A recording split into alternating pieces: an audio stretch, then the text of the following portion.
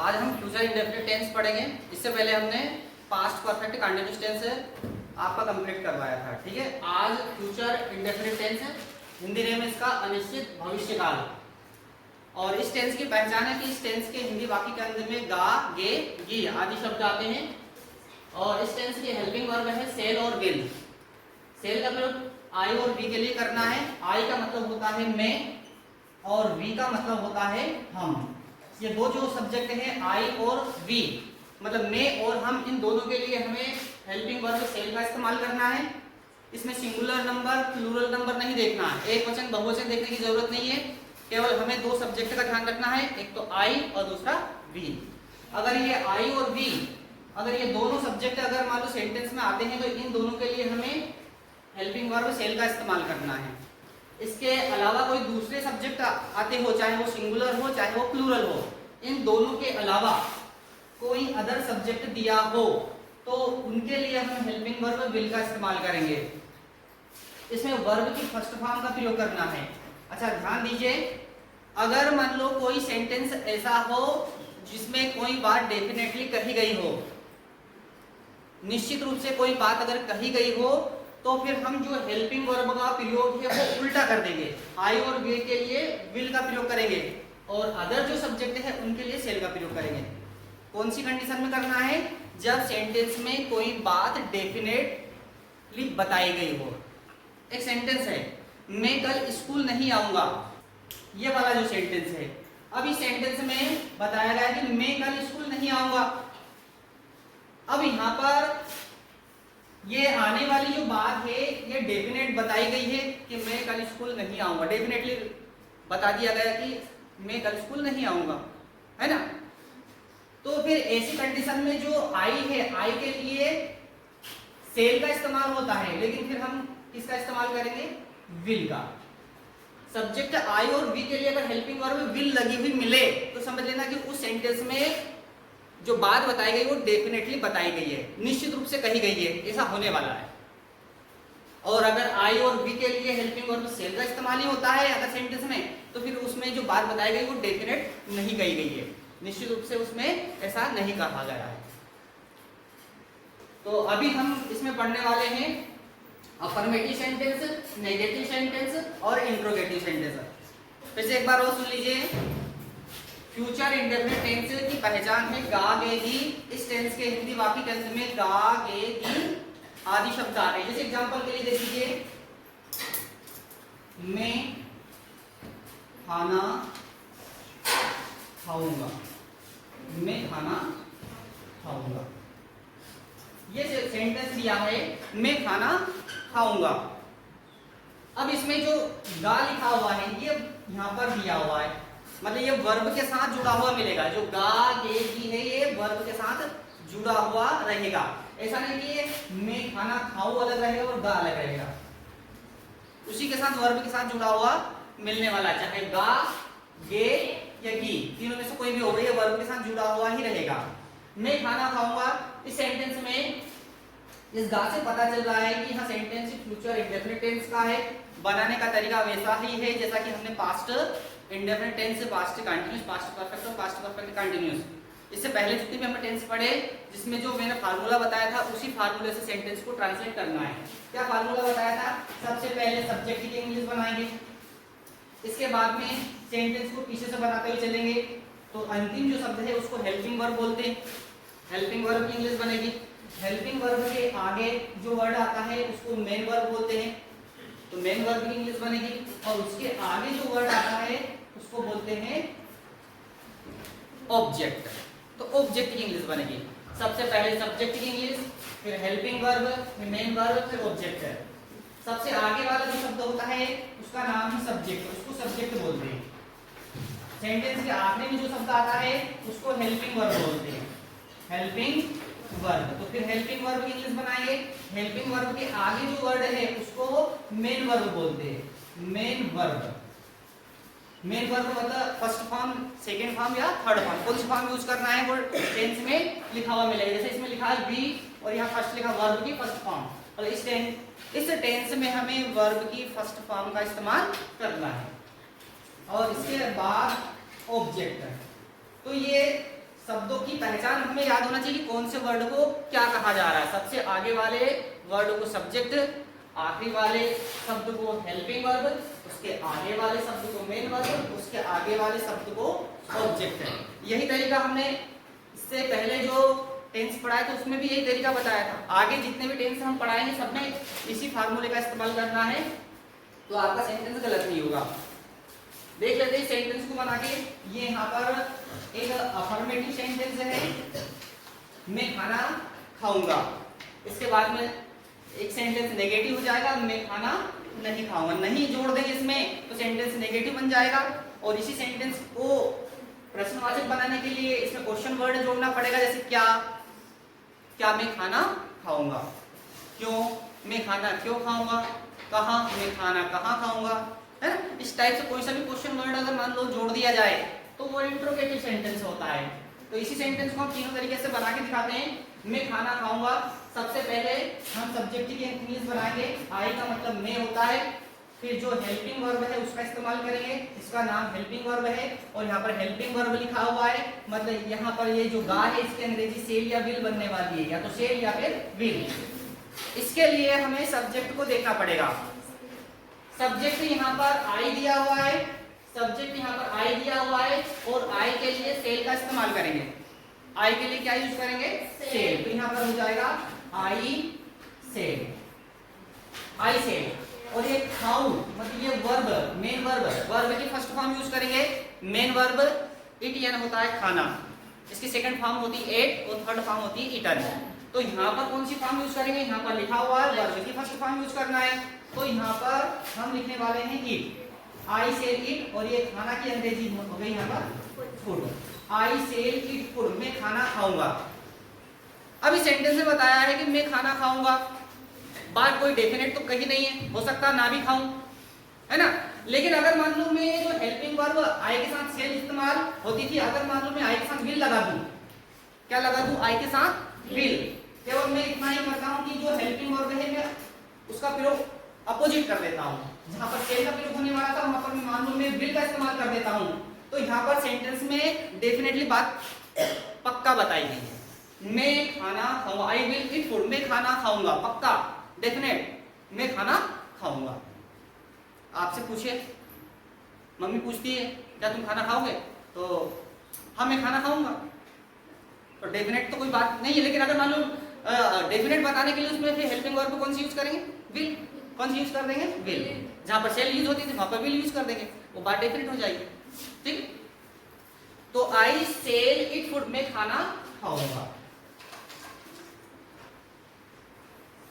यही सेंटेंस अगर नेगेटिव होता है तो सेंटेंस में नॉट लिखना होता है, मैं खाना नहीं खाऊंगा,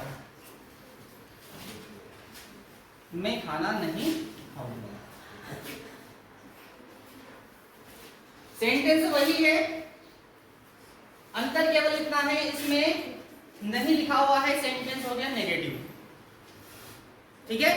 सेंटेंस नेगेटिव हो गया, नहीं की अंग्रेजी नोट बनाएंगे, और नोट की सही जगह कहां पर, सेल के ठीक बाद और विल के ठीक बाद, हेल्पिंग वर्ब के ठीक बाद नोट का प्रयोग करेंगे। इस क्रम से नोट की अंग्रेजी नहीं बनानी है, बल्कि नोट की सही जगह होती है हेल्पिंग वर्ब के ठीक बाद। सेल का इस्तेमाल अगर होता है तो सेल नॉट लिखेंगे, विल का इस्तेमाल होता है तो विल नॉट लिखेंगे। अच्छा, दूसरा देखिए, जैसे ये सेल के बाद मान लो हमें नोट लिखना है तो ऐसे लिखेंगे सेल नोट, विल के बाद अगर मान लो हमें नोट लिखना है तो हम इसको ऐसे लिखेंगे will not, shall not will not, ठीक है। इस सेल नोट को हम शॉर्ट तरीके से भी लिख सकते हैं, सेल नोट को हम शांत लिख सकते हैं, ऐसे भी लिख सकते हैं। सेल नोट को अगर मान लो हमें शॉर्ट फॉर्म में लिखना है तो शांत लिख सकते हैं, SHANT। विल नोट को अगर शॉर्ट फॉर्म में लिखना है तो हम इसको वांट लिख सकते हैं। सेल नोट को शांत लिख सकते हैं, विल नोट को वांट लिख सकते हैं, ये आपके ऊपर डिपेंड करता है। स्पोकन में वैसे शॉर्ट फॉर्म ज्यादातर बोली जाती है स्पोकन में, है ना। तो आप चाहो तो सेल नॉट लिखो, चाहे शांत लिखो, चाहे विल नॉट लिखो या फिर वांट लिखो। ये नेगेटिव हेल्पिंग वर्ब की बात हो रही है। नेगेटिव सेंटेंस में नॉट के साथ हेल्पिंग वर्ब को इस तरीके से भी इस्तेमाल किया जा सकता है। अब देखिए सेल नॉट में यहाँ पर शांट स्पेलिंग का ध्यान रखें, विल नॉट में यहाँ पर वांट हो गया। ठीक है, हम ऐसे लिखते हैं चाहे ऐसे लिखते हैं। मैं खाना नहीं खाऊंगा, आई मतलब मैं। बनाने का तरीका वही जैसा कि हमने अफर्मेटिव सेंटेंस को बनाया था। सबसे पहले हम सब्जेक्टिव इंग्लिश बनाएंगे, फिर हेल्पिंग वर्ब। देखिए सेंटेंस, आई मतलब मैं, गा की अंग्रेजी हो जाएगी सेल, और सेल के बाद लिखेंगे नॉट, तो यहां पर हो जाएगा आई सेल नॉट। ठीक है, खाऊं वर्ब की फर्स्ट फॉर्म इट, नॉट की अंग्रेजी हम बना दिए यहां पर। अब आता है खाना, ये हो गया food, I shall not eat food, मैं खाना नहीं खाऊंगा। अगर ये आई के साथ विल लगा दूं तो कैसा हो जाएगा, I will not eat food, लेकिन फिर बात डेफिनेटली पक्की हो जाएगी कि मैं खाना नहीं खाऊंगा। ठीक है, शॉर्ट तरीके से अगर मान लो बनाना है तो इसको सेल नॉट को हम शांट लिख सकते हैं, ऐसे SHANT, I shan't it food, है ना। और छोटा हो गया वाक्य, सेल नॉट को हम डायरेक्ट शांट भी लिख सकते हैं, आई शांट इट फूड। ठीक है, इंट्रोगेटिव सेंटेंस देखते हैं, मैं खाना नहीं खाऊंगा। इंट्रोगेटिव बनाने के लिए आगे क्या लिख देंगे, क्या मैं खाना खाऊंगा, क्या मैं खाना खाऊंगा। देखिए इंट्रोगेटिव सेंटेंस है, ये वाला जो सेंटेंस है अफर्मेटिव, इसको हमने इंट्रोगेटिव बना दिया। आगे क्या लिख दिया, और इंट्रोगेटिव सेंटेंस में क्या करना होता है, हेल्पिंग वर्ब का इस्तेमाल सबसे आगे। ये जो क्या लिखा है व्हाट मीन्स होता है क्या, लेकिन व्हाट का इस्तेमाल नहीं करना है। क्या कि इंग्लिश बनाने के लिए व्हाट इस्तेमाल नहीं करें। अगर यही क्या अगर वाक्य के बीच में आता है तो व्हाट लगाना है, वाक्य के प्रारंभ में अगर क्या लिखा हो तो व्हाट नहीं लगाना है। अगर ये सेंटेंस ऐसा होता मैं क्या खाऊंगा, अगर ये सेंटेंस ऐसा हो जाता है मैं क्या खाऊंगा, मैं क्या खाऊंगा, ये बीच में आ गया क्या, तो इस सेंटेंस में ना सबसे आगे व्हाट लगेगा, लेकिन इस सेंटेंस में व्हाट नहीं लगेगा, है ना। क्या अंदर समझ में आ रहा, आगे क्या लिखा है इसलिए व्हाट लगाने की जरूरत नहीं है, इसमें क्या बीच में लिखा है इसलिए व्हाट लगाने की जरूरत है।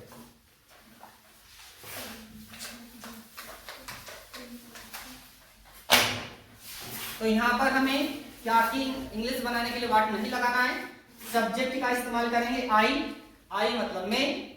ये जो हेल्पिंग और पीछे से बनाते हुए आगे से पढ़ना है ये गा, तो आई के साथ सेल लगाना है, लेकिन इधर नहीं लगाना है। यहां पर अगर मान लो लगा दिया आपने तो सेंटेंस गलत हो जाएगा। ये सेंटेंस इंट्रोगेटिव है, इस सेल को कहां लगाना है, आगे। आगे लगा देंगे तो क्या कि इंग्लिश ऑटोमेटिक बन जाएगी। यहाँ पर सेल आगे आ जाएगा बिना वाट लगाए, बिना वाट लगाए क्या कि इंग्लिश बनने वाली है। ये जो हेल्पिंग वर्ब है ये आगे लिखना है इंट्रोगेटिव में, तो ये गा की अंग्रेजी आगे आ जाएगी। खाऊं वर्ब की फर्स्ट फॉर्म ईट, खाना ये हो गया फूड। सेल आई ईट फूड, सेल आई ईट फूड, ये सेंटेंस इंट्रोगेटिव हो गया। अफर्मेटिव सेंटेंस मैं खाना खाऊंगा, I shall eat food. Negative sentence मैं खाना नहीं खाऊंगा, I shall not eat food. Interrogative sentence हो गया क्या मैं खाना खाऊंगा, shall I eat food. Interrogative जो सेंटेंस है उसमें क्वेश्चन मार्क जरूर लगाए सेंटेंस के अंत में। वे कल बाजार जाएंगे, वे कल बाजार जाएंगे। सेंटेंस अगर नेगेटिव होता है तो ऐसे हो जाएगा वे कल बाजार नहीं जाएंगे। सेंटेंस इंट्रोगेटिव होता है तो आगे क्या लिख देंगे, क्या वे कल बाजार जाएंगे। ये अफर्मेटिव सेंटेंस है, वही सेंटेंस यहां पर नेगेटिव बनाया गया है और उसी सेंटेंस को यहां पर इंट्रोगेटिव बनाया गया है। बनाने का तरीका वैसा ही है जैसा कि हमने ऊपर बताया है। सबसे पहले सब्जेक्ट की अंग्रेजी दे का मतलब होता है वे। देखिए निशान लगाते जाइए, जिसकी इंग्लिश बन जाती है उस पर निशान लगा दिए, सेंटेंस गलत नहीं होगा। दे का मतलब है। फिर स्टूडेंट गलती क्या करते हैं, इसके बाद इसकी अंग्रेजी बना देते हैं, बल्कि ऐसा आपको नहीं करना है। सब्जेक्ट की इंग्लिश बनाने के ठीक बाद आपको इधर पीछे आ जाना है, गे गे पहचान करना है सबसे पहले। बाकी कौन से टेंस का है, गे से पता चल रहा है फ्यूचर इंडेफिनिट टेंस। गे की इंग्लिश बनाने के लिए आपके पास हेल्पिंग वर्ब है सेल और विल, क्योंकि यही एक हेल्पिंग वर्ब है, इसको हेल्पिंग वर्ब बोलते हैं, सेल और विल। तो यहाँ पर सब्जेक्ट को देखिए, पहले दे लिखा हुआ है, सब्जेक्ट क्या आया था, दे। तो दे अदर सब्जेक्ट में आ गया, क्योंकि आई और वी लिखा होता तो सेल लगा देते, लेकिन यहाँ पर तो दे लिखा हुआ है तो हम क्या हेल्पिंग वर्ब लगा देंगे, विल, मतलब अदर सब्जेक्ट में आ गया। आई और वी को छोड़कर दूसरे सब्जेक्ट अदर सब्जेक्ट में आ जाते, अन्य कर्ता बोलते जिसको। तो यहाँ पर हम विल लिखेंगे, दे विल, है ना। दे मतलब वे, हेल्पिंग वर्ब विल हो गया। जाएं, गो, गो मीन्स जाना। वर्ब की फर्स्ट फॉर्म यूज करना, लिखा हुआ है यहाँ पर वर्ब की फर्स्ट फॉर्म। तो यहाँ पर हम लिखेंगे गो, दे विल गो। आगे लिखा है बाजार, जगह का नाम दिया है जाने और आने के लिए। जब कहीं जाते हैं और कहीं आते हैं और जगह का नाम दिया हो तो टू जरूर लगाना है। गो के आगे टू, कम के आगे भी to, go to, come to. Go means जाना, कम मीन्स आना, दोनों के आगे टू लगाना है। कब लगाना है, जब जगह का नाम दिया गया हो, ठीक है। दे विल गो टू, बाजार को बोलते हैं market, they will go to market. अब क्या बचा आपका, कौन सा कल है ये, फ्यूचर टेंस वाला, यस्टरडे। आने वाले कल को टुमारो कहते हैं, बीता हुआ जो कल होता है वो यस्टरडे होता है, और वर्तमान टुडे, है ना। तो यहां पर हम लिखेंगे tomorrow, they will go to market tomorrow, वे कल बाजार जाएंगे।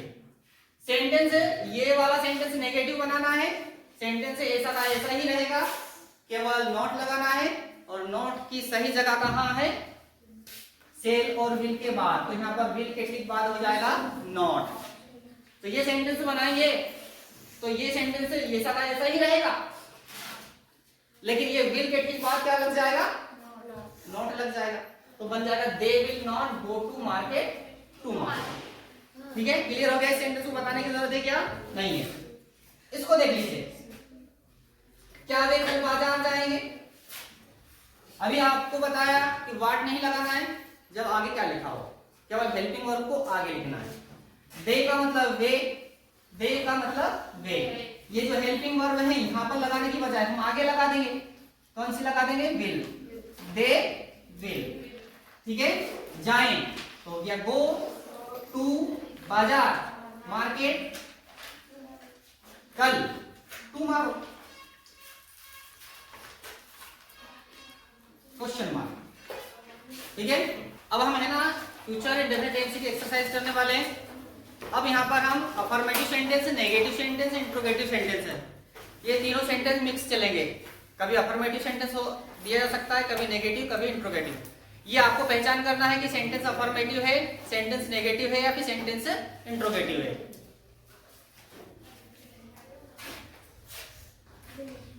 वह चाय बनाएगी, वह चाय बनाएगी। सेंटेंस को बनाने का तरीका वैसा ही है। सबसे पहले हम सब्जेक्ट की इंग्लिश बनाएंगे, इसके बाद में हेल्पिंग वर्ब का इस्तेमाल करेंगे, फिर मेन वर्ब का इस्तेमाल करेंगे, और इसके बाद में ऑब्जेक्ट का इस्तेमाल करेंगे। वह चाय बनाएगी, सब्जेक्ट यहाँ पर सी, सी का इस्तेमाल करना है। फेमिनाइन जेंडर के लिए सी और मस्कुलिन जेंडर के लिए ही का इस्तेमाल होता है। पुल्लिंग के लिए ही और स्त्रीलिंग के लिए सी। वह चाय बनाएगी, गी। यहाँ पर पहचान करना है सबसे पहले कि टेंस फ्यूचर इंडेफिनिट है तो उसकी हेल्पिंग वर्ब सेल या विल लगाएं। अगर मान लो सेंटेंस की पहचान नहीं करेंगे तो हेल्पिंग वर्ब हम सही इस्तेमाल नहीं कर पाएंगे। गी की अंग्रेजी बनाने के लिए सेल या विल, तो यहाँ पर अदर सब्जेक्ट के लिए हेल्पिंग वर्ब विल का इस्तेमाल करेंगे। सी विल बनाएगी, तो बनाना को बोलते हैं मेक। वर्ब के फर्स्ट फॉर्म का इस्तेमाल करना है। यहाँ पर लिखा है वर्ब का फर्स्ट फॉर्म। फ्यूचर इंडेफिनिट में हमेशा वर्ब की फर्स्ट फॉर्म इस्तेमाल करें, सेकंड फॉर्म और थर्ड फॉर्म का इस्तेमाल ना करें। चाय टी, वह चाय बनाएगी। सी विल मेक टी। यदि ये सेंटेंस नेगेटिव होता है तो हम विल के ठीक बाद नॉट का इस्तेमाल करते हैं, सी विल नॉट मेक टी। यदि ये सेंटेंस इंट्रोगेटिव होता है तो ये जो विल है ये सब्जेक्ट के पहले इस्तेमाल करते हैं, विल सी मेक टी। तीनों तरीके से सेंटेंस को मैंने बता दिया है। अगला सेंटेंस देख लेते हैं। हम पानी पिएंगे। हम पानी पिएंगे। वी का मतलब होता है हम। हेल्पिंग वर्ब सेल का इस्तेमाल करेंगे। वी के लिए सेल इस्तेमाल करेंगे तो वी का मतलब हम होता है। लेकिन अंग्रेजी बनाने के लिए सेल लिखेंगे, वी सेल। पीना को ड्रिंक बोलते हैं, वर्ब की फर्स्ट फॉर्म इस्तेमाल करें ड्रिंक। और पानी की इंग्लिश बनेगी water, we shall drink water. यदि ये सेंटेंस इंट्रोगेटिव होता है तो ये जो हेल्पिंग वर्ब है ये सब्जेक्ट के आगे आ जाती है और सेंटेंस के अंत में क्वेश्चन मार्क का इस्तेमाल होता है। अगला सेंटेंस देखें। वहां क्रिकेट नहीं खेलेगा। वह क्रिकेट नहीं खेलेगा। सेंटेंस देखिए नेगेटिव है, नॉट लगा हुआ है, तो नॉट की इंग्लिश सेल या विल के ठीक बाद यूज करना है। सबसे पहले देख लेते हैं यहाँ पर सब्जेक्ट ही मीन्स वह। गा की अंग्रेजी बनाने के लिए विल का इस्तेमाल करेंगे और विल के ठीक बाद लगा देंगे नॉट। नॉट की सही जगह है हेल्पिंग वर्ब के बाद। हेल्पिंग वर्ब हो गई। प्ले का मतलब खेलना, वर्ब की फर्स्ट फॉर्म यूज करेंगे। नॉट हमने लगा दिया ऑलरेडी। क्रिकेट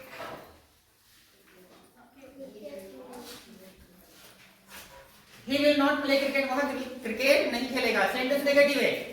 यदि ये सेंटेंस नेगेटिव ना होते हुए अफर्मेटिव होता तो ये नॉट नहीं आता। कैसा होता? He will play cricket. Sentence अगर ये इंट्रोगेटिव होता तो ये विल आगे आती इंट्रोगेटिव में, लेकिन उसमें नॉट नहीं आता। उसमें नॉट नहीं आता। तुम खाना नहीं खिलाओगे।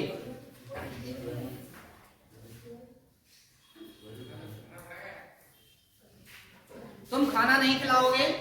सब्जेक्ट की इंग्लिश यहाँ पर यू होगी, ठीक है। इसके बाद में ये की इंग्लिश बनाने के लिए हमें हेल्पिंग वर्ब का इस्तेमाल करना है, सेल और विल। तो यहाँ पर अदर सब्जेक्ट में आता है इसलिए हम क्या यूज करेंगे? विल। तो यहाँ पर ये की इंग्लिश बनाने के लिए विल के ठीक बाद हमें लिखना है not. You will not. Not की सही जगह कहाँ है? सेल और विल के ठीक बाद। सेल या विल के ठीक बाद नॉट लगाना है, तो यू विल नॉट। अब देखिए यहाँ पर वर्ब यहाँ पर क्या है? खिलाना, है ना। इसमें स्टूडेंट कंफ्यूज हो जाते हैं। खाना और खिलाना में अंतर होता है। खाना मतलब खुद खाते हैं, खिलाना का मतलब किसी दूसरे को खिलाया जाता है, ठीक है। जब हम खुद खाएंगे तो वर्ब इट का इस्तेमाल करेंगे। जब हमें दूसरे को खिलाना है तो हम वो मेन वर्ब फीड का इस्तेमाल करेंगे। तो यहाँ पर मेन वर्ब कौन सी यूज करेंगे हम? फीड। वर्ब की फर्स्ट फॉर्म फीड। यहाँ पर खिलाना की इंग्लिश फीड हो गई। नॉट ऑलरेडी हमने यहाँ पर लगा दिया है और ये जो खाना है इसकी इंग्लिश बनेगी फूड। तुम खाना नहीं खिलाओगे। देखिए you will not feed food. Sentence clear हो गया। वैसे एक बार और देख लीजिए। सब्जेक्ट अंग्रेजी यहाँ पर यू मीन्स तुम। ये की इंग्लिश विल। विल के ठीक बाद हमने नॉट लगाया है क्योंकि सेंटेंस नेगेटिव दिया हुआ है। सेंटेंस को इधर से बनाते हुए आगे बढ़ रहे हैं हम। तो यहाँ पर खिलाना की अंग्रेजी फीड हो गई। नॉट की अंग्रेजी ऑलरेडी बना दी है। और ये जो खाना है इसकी इंग्लिश हो गई फूड। इस खाना में भी स्टूडेंट कंफ्यूज होते हैं। देखिए एक होता है ईट यानी खाना। ईट का मतलब होता है खाना और एक होता है फूड।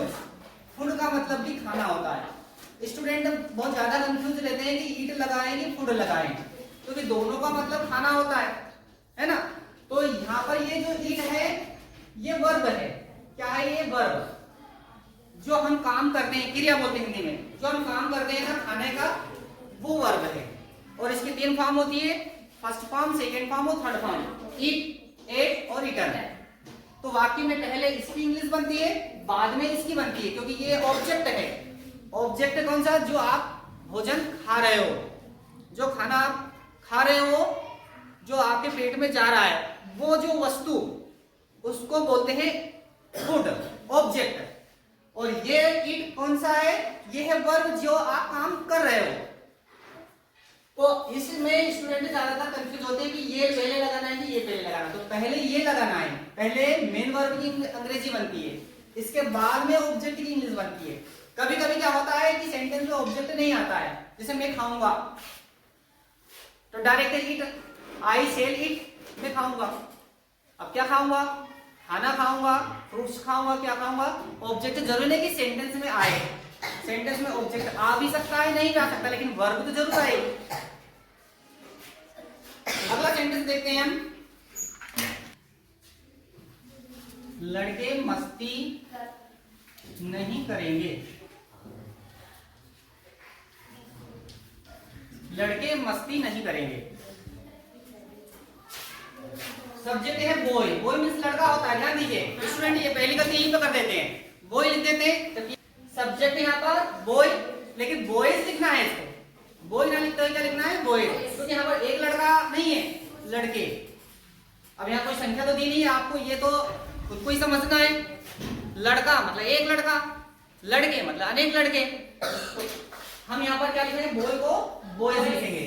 तो पहली गलती तो यहाँ पर स्टूडेंट सिंगुलर और प्लूरल का ध्यान नहीं रखते हैं, सिंगुलर लिखना है कि प्लूरल लिखना है। तो सब्जेक्ट को अच्छे से देखे कि वो सिंगुलर नंबर में है, मतलब एक वचन में है या बहुवचन में है। बॉयज हो गया। अब यहाँ पर गे, हेल्पिंग वर्ब का इस्तेमाल करेंगे, शेल या विल। अदर सब्जेक्ट के लिए विल का इस्तेमाल होगा, बॉयज विल। और नोट दिया है इसमें, विल के बाद नोट लगाएंगे, ठीक है। क्रम वही है, सब्जेक्ट की इंग्लिश बना रहे हैं, हेल्पिंग वर्ब का इस्तेमाल किया हमने। नोट क्रम से नहीं चलता है, बार बार मैं आपको बता रहा हूं, नोट क्रम से नहीं चलता है। नोट की इंग्लिश हेल्पिंग वर्ब के बाद ही बनती है। अब यहां पर देखिए, मस्ती करना, ये एक ही शब्द है, मस्ती करना। अब आप कहोगे सर करना अलग लिखा, मस्ती अलग लिखा, आप एक बता रहे हो, कैसे मालूम पड़ेगा? जब आप मेन वर्ब को पढ़ोगे तो उस मेन वर्ब में आपको मिलने वाला है मेक फन। क्या मिलने वाला है? Make fun. और मेक फन का मतलब होता है मस्ती करना, ऐसा आपको पढ़ने को मिलेगा। तो देखिए, मस्ती भी लिखा है और करना भी लिखा है। तो ये जो मेक फन है ना, ये वर्ब की फर्स्ट फॉर्म है। सेकंड फॉर्म की बात करें तो मेड फन होता है, मेड फन। थर्ड फॉर्म की बात करें तो मेड फन होता है। आप अपना मेन वर्ब का चार्ट उठा के देख लेना, मेड फन का मतलब मस्ती करना होता है। तो ये मस्ती और करना एक ही वर्ब, एक ही शब्द हुआ। करना की और मस्ती की अंग्रेजी अलग अलग नहीं बनाना है, क्योंकि ये शब्द एक ही है। और यहाँ पर मेन वर्ब से पता चल रहा है कि मस्ती करना, ठीक है। तो इसलिए हमें करना और मस्ती की इंग्लिश अलग अलग नहीं बनानी है, बल्कि एक ही शब्द है। तो हम लिखेंगे make fun, make fun. Boys will not make fun, लड़के मस्ती नहीं करेंगे। लड़कियां शोर नहीं करेगी, लड़कियां शोर नहीं करेगी। सब्जेक्ट यहां पर गर्ल्स,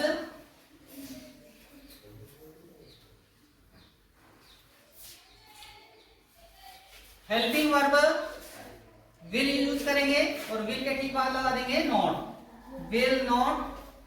जैसा कि हमने मस्ती करना में बताया था, ऐसा शोर करना, ये भी दोनों शब्द एक ही है। आप मेन वर्ब का चार्ट उठा के देखोगे तो उसमें आपको मिलने वाला है make noise, make noise. Make noise का मतलब होता है शोर करना, शोर करना। इसका मतलब ये करना और शोर दोनों एक ही शब्द हुए, है ना।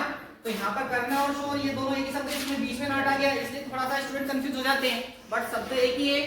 तो हम यहाँ पर लिखेंगे make noise, make noise. Girls will not make noise. क्या आप हमें अंग्रेजी पढ़ाओगे? क्या आप हमें अंग्रेजी पढ़ाओगे? सेंटेंस इंट्रोगेटिव है। इंट्रोगेटिव सेंटेंस क्वेश्चन मार्क लगा हुआ है। सेंटेंस के प्रारंभ में क्या लिखा हुआ है? क्वेश्चन वर्ड लिखा है। इसका मतलब सेंटेंस इंट्रोगेटिव है। इंट्रोगेटिव है सेंटेंस, क्या की अंग्रेजी यहां पर बनाना नहीं है, व्हाट नहीं लगाना है, केवल हेल्पिंग वर्ब को आगे लिखना है, सब्जेक्ट के आगे। सब्जेक्ट क्या है यहां पर? यू। यू मतलब तुम या आप। हेल्पिंग वर्ब है यहां पर गे, तो हेल्पिंग वर्ब कौन सी इस्तेमाल करेंगे? विल। लेकिन यहां पर यूज ना करते हुए आगे यूज करना है, विल यू। सेंटेंस में हेल्पिंग वर्ब का इस्तेमाल शुरू में करना है। क्यों करना है? क्योंकि सेंटेंस यहां पर इंट्रोगेटिव है। अब यहां पर देखिए पढ़ाना, यहां पर स्टूडेंट कंफ्यूज होते हैं। पढ़ना और पढ़ाना में भी अंतर होता है। एक होता है रीड, रीड का मतलब पढ़ना होता है, और एक होता है टीच, टीच का मतलब पढ़ाना होता है। स्टूडेंट इसमें भी गलतियां कर देते हैं, जहां पर रीड लगाना होता है वहां पर टीच लगा देते हैं, जहां पर टीच लगाना होता है वहां पर रीड लगा देते हैं। पढ़ाना बड़ा की मात्रा आ रही है यहाँ पर पढ़ाना, और यहाँ पर बड़ा की मात्रा नहीं आ रही है। पढ़ना पढ़ाना, पढ़ना का मतलब खुद पढ़ते हैं तो रीड, पढ़ाना का मतलब किसी दूसरे को पढ़ाते हैं तो टीच। टीचर का काम टीच करना होता है, स्टूडेंट का काम रीड करना होता है, रीडर का काम रीड करना, टीचर का काम टीच करना। तो यहाँ पर क्या आप हमें अंग्रेजी पढ़ाओगे? पढ़ाने वाली बात हो रही है, तो हम वर्ब कौन सी इस्तेमाल करेंगे? टीच, है ना। तो यहाँ पर टीच, टीच लिखेंगे, और यहाँ पर इंग्लिश, इन इंग्लिश, इंग्लिश लिखेंगे केवल, है ना। भाषाओं के आगे आर्टिकल यूज नहीं होता। Will you teach English? अब अगला वर्ड है यहाँ पर हमें, तो हमें अज, अज मतलब होता है हमें। विल यू टीच इंग्लिश अज? देखो या तो इसको ऐसे बना दो, ध्यान दीजिए, यहाँ पर ऑब्जेक्ट दो दो आ रहे हैं, एक अंग्रेजी और एक हमें। यहाँ पर दो ऑब्जेक्ट हैं, या तो इस सेंटेंस को हम ऐसे भी लिख सकते हैं, will you teach us English? देखिए यहां पर दो दो ऑब्जेक्ट हैं, तो या एक पहले इस ऑब्जेक्ट की इंग्लिश बना सकते हैं, इसके बाद में इस ऑब्जेक्ट की इंग्लिश। लेकिन अगर हम एक साथ भी बना सकते हैं अज इंग्लिश, ऐसे सेंटेंस दोनों ही सही है। बोलने का तरीका है केवल कि आप उस सेंटेंस को कैसे बोलना चाहते हो। Will you teach English us? Will you teach us English? ज्यादा बेटर ये वाला सेंटेंस रहेगा। दो ऑब्जेक्ट अगर मान लो आते हैं, तो पहले प्रोनाउन को आगे लिखें और फिर नाउन को। प्रोनाउन आगे आना चाहिए। प्रोनाउन क्या चीज होती है? जो नाउन के स्थान पर यूज होते हैं, जैसे दे, यू, वी, सी, आई, है ना, ये प्रोनाउन होते हैं, 7 प्रोनाउन। तो ये प्रोनाउन आगे आना चाहिए और नाउन पीछे आना चाहिए। ऐसे बना दोगे तो भी सेंटेंस गलत नहीं माना जाता, ठीक है। ज्यादा बेटर ये, ठीक है, ये जो वाला नीचे वाला जो सेंटेंस है इससे ज्यादा बेटर है। तो ऐसे अगर मान लो लिखोगे तो ज्यादा बेटर रहेगा। Will you teach us English? आप हमें क्या पढ़ाओगे? देखिए बीच में आ रहा है क्या? क्या बीच में आ रहा है? इसका मतलब सेंटेंस में वर्ड लगने वाला है। ऊपर जो सेंटेंस बताया तो उसमें वर्ड नहीं लगा, तो सबसे पहले वर्ड का इस्तेमाल करें, क्योंकि हमने क्वेश्चन में देखा भी है, सबसे पहले क्वेश्चन वर्ड आता है, सबसे पहले तो वर्ड लगा दीजिए आगे। वर्ड नहीं लगा हुआ तो आपकी वर्ड लग जाएगी, है ना। सबसे पहले वर्ड लगाना जरूरी है, तब जब सेंटेंस के बीच में क्या दिया हो। अब बाकी का तरीका वैसा का वैसा ही। सब्जेक्ट क्या है इसमें? यू, यू मीन्स आप, लेकिन सेंटेंस इंट्रोगेटिव है, कैसा है ये? हेल्पिंग वर्ब आगे ही आना चाहिए किसके? सब्जेक्ट के। सब्जेक्ट क्या है? यू। तो ये यू लिखने से पहले ये जो हेल्पिंग वर्ब है ना, ये आगे ही आना चाहिए, चाहे वर्ड लगाना हो या ना लगाना हो। इंट्रोगेटिव में हेल्पिंग वर्ब आगे ही रखना है, तो हेल्पिंग वर्ब हम आगे रखेंगे विल। देखो हेल्पिंग वर्ब इसमें आगे रखी है, नहीं रखी? इंट्रोगेटिव, ये भी इंट्रोगेटिव से हेल्पिंग वर्ब तो आगे आएगी। टीच है ना, होता पढ़ाना। अज मतलब हमें। व्हाट विल यू टीच अज? आप हमें क्या पढ़ाओगे? तो कुल मिलाकर रिजल्ट ये निकलता है कि आपको सबसे पहले सब्जेक्ट की इंग्लिश बनाना है और सेंटेंस को पीछे से बनाते हुए आगे बढ़ते जाना, एक एक शब्द को उठाते जाना है, ट्रांसलेट करते जाना है, शब्द नहीं छोड़ना है, एक भी शब्द बीच में छूटा कि आपका सेंटेंस गलत हो जाएगा।